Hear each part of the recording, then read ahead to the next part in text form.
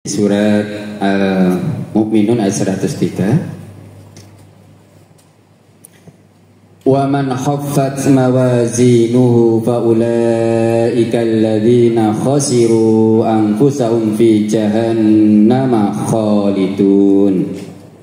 Dan barang siapa yang ringan timbangannya, maka mereka itulah orang-orang yang merugikan dirinya sendiri. Mereka kekal di dalam neraka jahanam.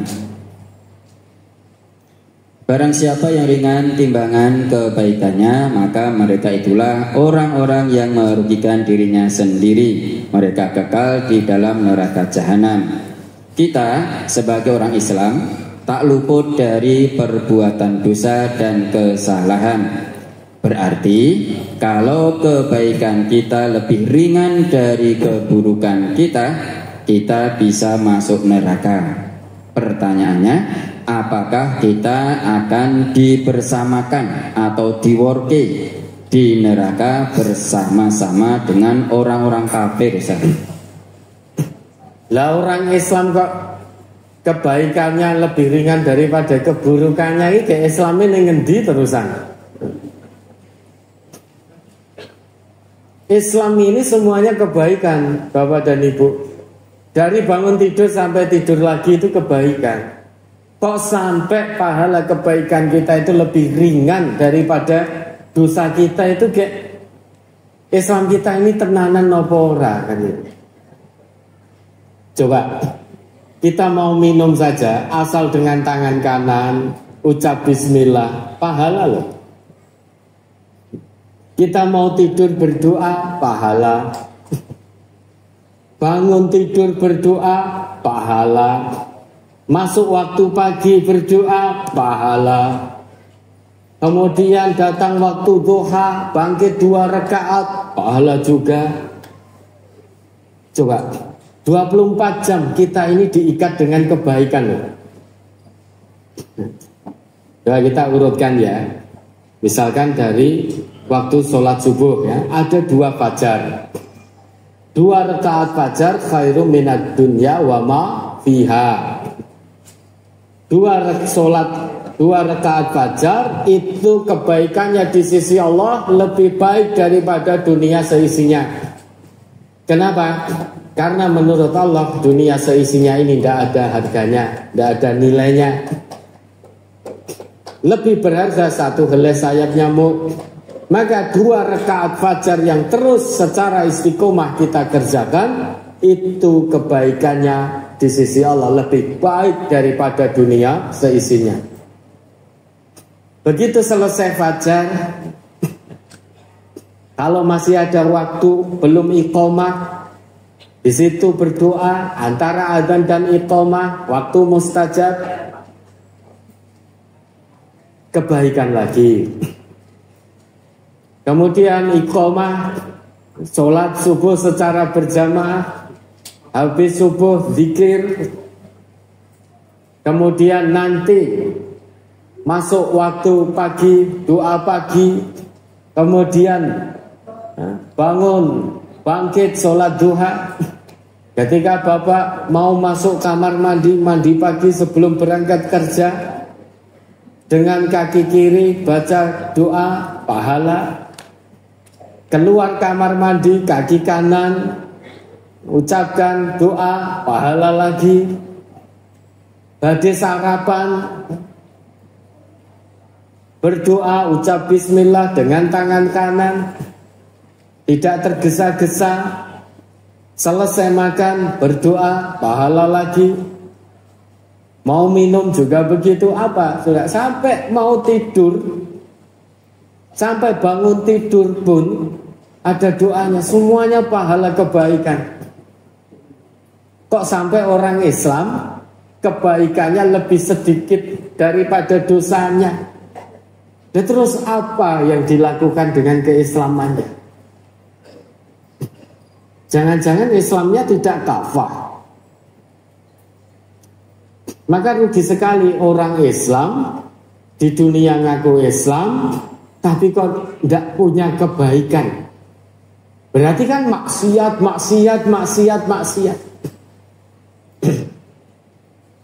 oleh Allah, padahal selain 24 jam itu waktu untuk kita mendapatkan amal soleh dan pahala, sudah dilipat gandakan oleh Allah. Satu kebaikan itu pahala di sisi Allah berlipat menjadi minimal 10. Tapi kalau kita berbuat satu maksiat, ya dosanya satu. Kita berbuat baik sekali, pahalanya 10 kali lipat minimal sampai 700 kali. Sudah dilipat gandakan oleh Allah seperti itu. Nek dosa dihitung siji, nek pahala dihitung 10. Lah kok diokeh dosane? Kebangetan. Kok masih banyak dosanya?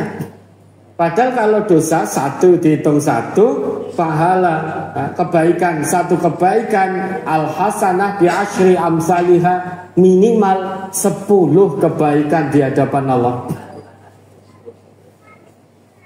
Kok masih banyak dosanya? Ini kan berarti tidak pernah berbuat kebaikan, mau maksiat.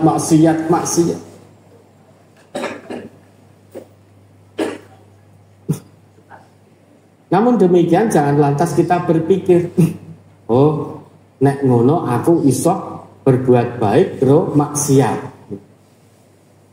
Jadi berbuat baik jalan terus, maksiat jalan terus. Toh pahalanya dilipat gandakan. Esok sholat subuh, engkau nek wis padang pacaran, engkau mendem, judi, judol, pinjol, zina, engkau terus sholat meneh. Bukan begitu pola pikirnya. Kalau kita maksiat jalan terus, Islam kita salah berarti. Tidak ada manfaatnya dengan sholat yang didirikan.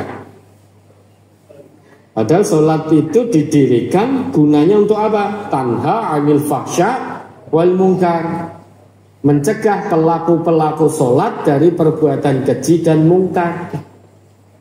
Kalau ada orang yang zahirnya sholat, tetapi kok ya maksiat jalan terus, korupsi jalan terus, zina juga jalan terus, judi jalan terus, molimo jalan terus, bohong ghibah jalan terus, sholatnya sedang bermasalah. Jangan-jangan hanya iskotul wajib, penggugur kewajiban. Sebagai orang Islam, kewajibannya sholat ya sholat, tetapi tidak berfungsi. Wong nyatanya juga maksiat terus. Sholat yang seperti ini, kata Allah, fawailul lil musallin, celaka bagi orang-orang yang sholat. Loh, sholat itu harusnya selamat, bahagia dunia akhirat, lah kok celaka? Sholat yang seperti apa? Alladzina hum an sholatihim sahun, lalai terhadap sholatnya. Bisa lalai terhadap tata tertib sholatnya, waktu-waktunya, atau lalai terhadap fungsi sholatnya.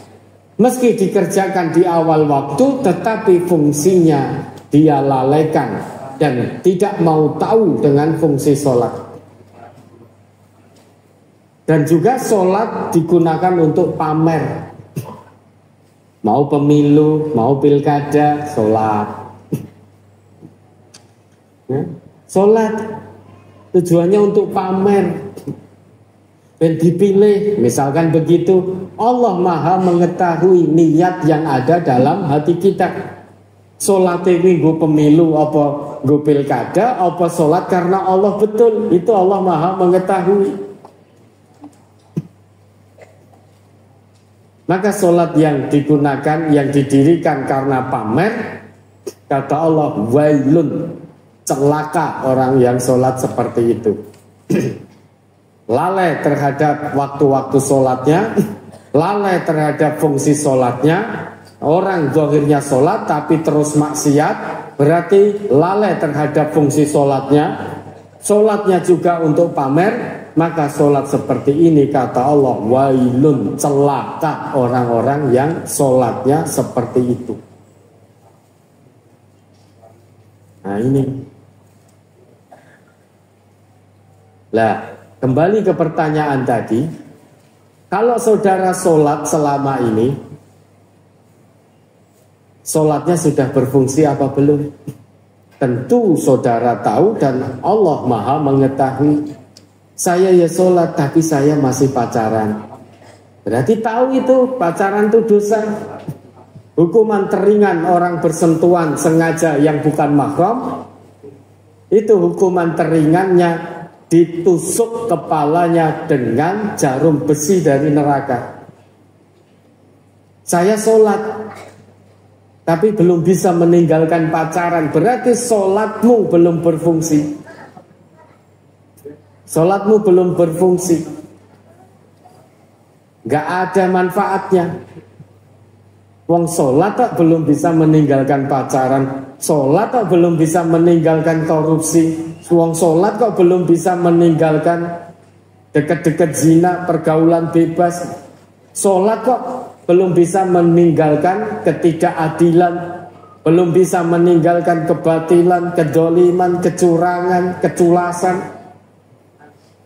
Orang sholat kok tidak bisa meninggalkan semua bentuk kemaksiatan. Ini kayak sholatnya untuk siapa? Maka ini pertanyaan untuk kita semua.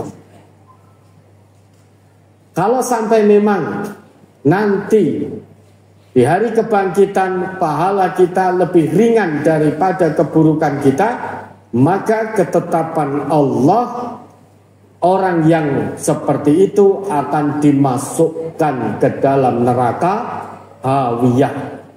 Wa amma man khaffat mawazinuhu fa ummuhu hawiyah. Siapa yang timbangan kebaikannya lebih ringan dari keburukannya, maka tempatnya di neraka hawiyah. Bersama siapa? Ya bersama penghuni-penghuni neraka lainnya. Lah nek ngono rugi no dadi orang Islam, ya silahkan kalau rugi. La ikraha fiddin, kalau merasa rugi jadi orang Islam ya silahkan keluar dari Islam. La ikraha fiddin. Tidak ada paksaan untuk masuk ke dalam agama Islam. Kalau sudah masuk Islam, udkhulu fis-silmi kafah, itu perintah Allah. Sebelum Islam tidak dipaksa untuk masuk Islam.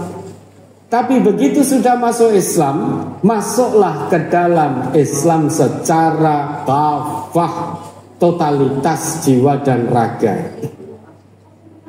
Karena hanya dengan menjalankan Islam, aturan Islam secara kafah, maka hasilnya assalam, kedamaian, ketentraman, keselamatan, itu hanya akan didapat. Agamanya disebut al-Islamu, aturannya disebut as-silmu, hasilnya as-salamu. Agamanya disebut oleh Allah al-Islam, aturan Islam disebut oleh Allah as-silmu. Hasil dari menjalankan as-silmu secara kafah itu as-salamu, kesejahteraan, kedamaian, ketenangan, ketentraman dunia akhirat. Maka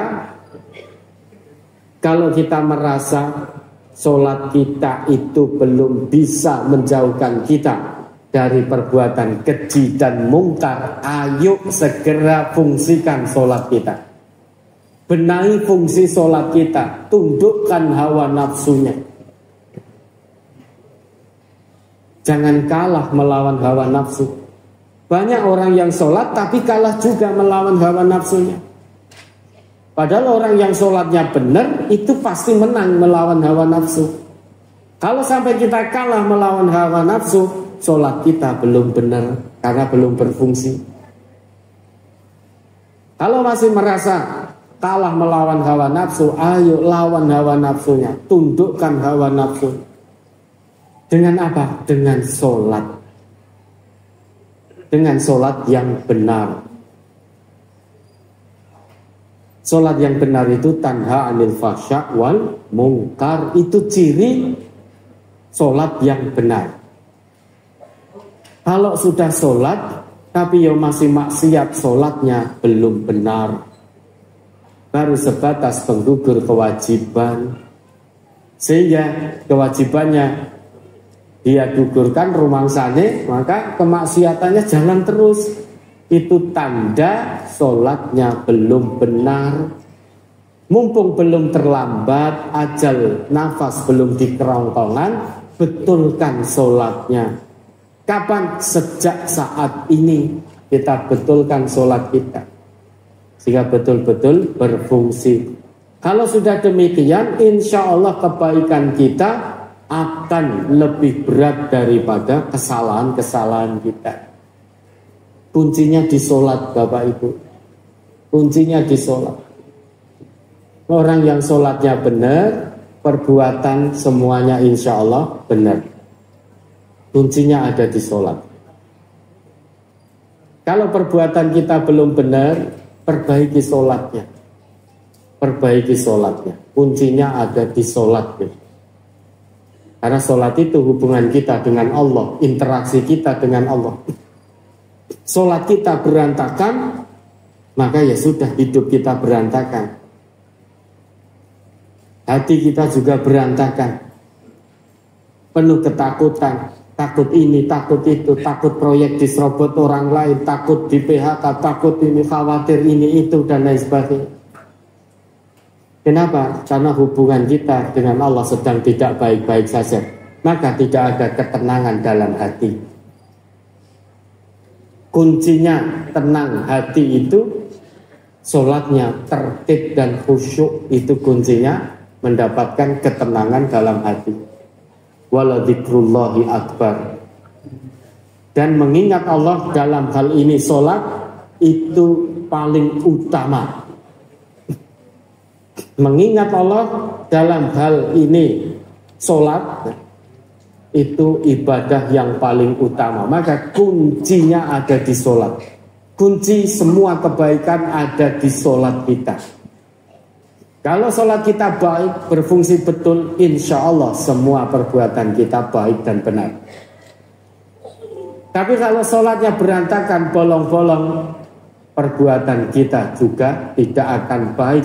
Kenapa? Tidak ada sholat yang bisa menjadi tameng.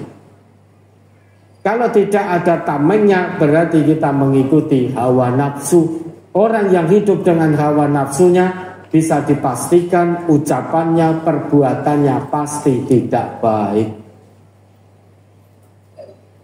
Ya, ada lagi.